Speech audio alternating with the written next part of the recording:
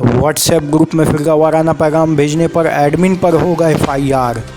Jharkhand police ने रियासत में आवाम से अपील की है कि वो व्हाट्सएप और दीगर सोशल मीडिया पर फिरका वाराना हमंगी के माहौल को बिगाड़ने वाले पैगाम ना भेजे। पुलिस ने ये हिदायत भी दी है कि किसी के भेजे गए पैगाम से अगर फिरका वाराना हमंगी माहौल भड़कता है तो उस फर्द और व्हाट्सएप के ग्रुप एडमिन के ख़िलाफ़ कार्रवाई होगी।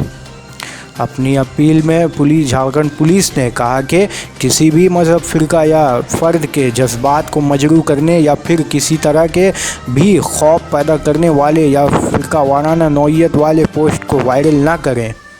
अगर कोई ऐसा करता है तो ग्रुप एडमिन और पोस्ट भेजने वाले फ़र्द के ख़िलाफ़ एफआईआर दर्ज करने के बाद कार्रवाई की जाएगी।